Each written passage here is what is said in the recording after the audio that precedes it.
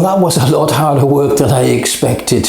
Hi, it's the 20th of January 2025, and after a long delay, Mr. Jones back with an update on the progress on my son's bedroom. Well, as you can see behind me, it's now a totally different colour. It's called powder blue. Very happy. My son chose the colour, and I like it. It's going to make it a lovely bright room. So what have I done in here? Well, I took up every third floorboard.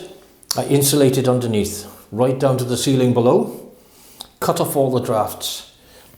In the area over on this side, where there were holes punched through into the cavity wall and holes punched through into the chimney, I have sealed them.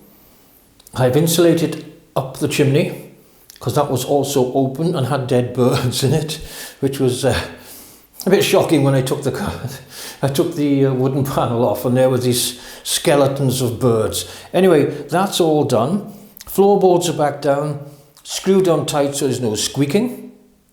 But the biggest thing, I took the skirting boards off, and as you saw at the start there, that meant I was down to brick all the way around. My floor level's coming up, so I needed to move my sockets up. You see, I've added sockets here. I've put in an additional socket here, and it's up higher now, and so are the others over there.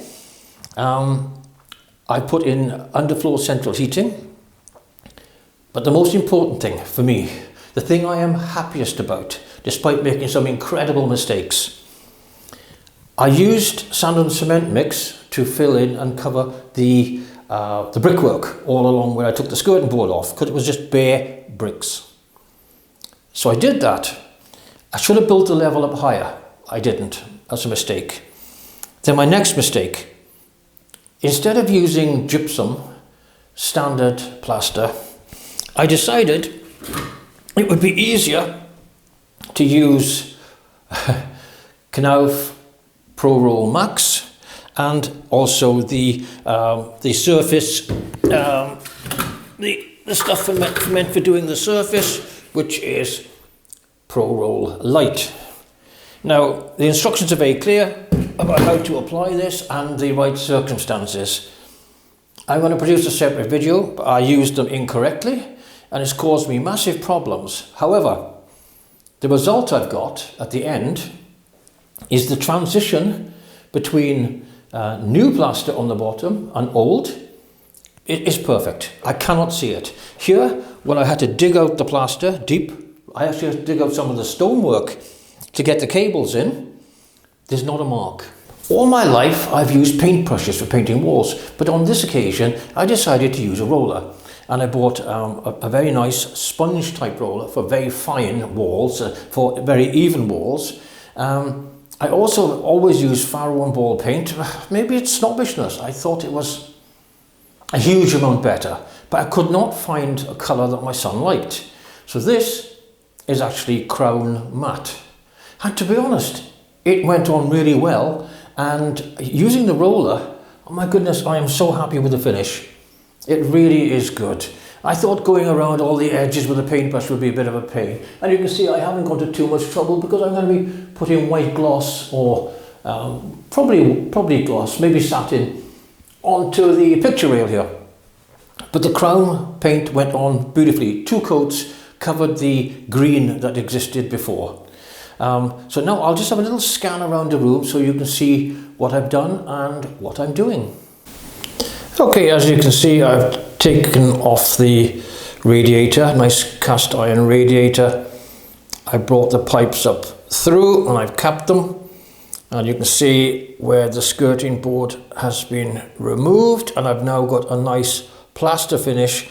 I've gone to quite a lot of trouble over the finish, and I painted down to the bottom. I wanted to be a lovely transition. I didn't want it to be visible, and I didn't want to have to paint up against the new skirting board when it comes. Over here you can see I've just started putting down some insulation, and on top of that will go the underfloor heating. The power sockets have been moved up, so again I had to dig out the plaster but again, no sign of the transition, and I'm very happy with this powdery finish on this crown paint. Very surprised. Now, I've been cleaning up the fireplace. I've decided to keep it. It's old cast iron fireplace, so there it is. So one of my next jobs, I think maybe the next job, is I'm going to paint this in an anthracite colour, obviously a dark grey with bluish tinge, and I think that will suit quite nicely. So this is the underfloor heating that I'm going to use. It's from a company called ProWarm, and it's made especially to go under engineered wood, and the engineered wood that I'm using is second-hand. But it's in very good condition and it should snap together. So I've got insulation. I've got insulation underneath the wood. I've got a layer of this foil-backed underfloor heating. And then my question is, instructions say I can put this wood straight on top of the foil. However, I was also donated, there's a piece just sitting there I've been using it to rest on, which is basically meant to transfer heat effectively from the underfloor heating if you're using tiles or wood above. So I'm not sure. I've got plenty of it in the garage. I'm not sure whether to use this or not. It's a heat conductive underlay basically. So I'm thinking I may use this or I may not. But anyway, I am so happy with the way this room is turning out. I'm hoping my son will be able to move back in the not too distant future, and this will be a nice cozy room for him. So there you are, that's what I've been up to. As I said, I'm going to produce a separate video on the pros and cons of using Pro-Roll or similar. I'm not going to be too negative because I used it in the wrong way, and I've already said the results, I'm quite happy at the end of the day. Although I've got a damp area along here because it takes so long to set. But that again is for a separate video. Anyway, I'll be working in here this afternoon and I'll be posting more videos now that I'm back online again.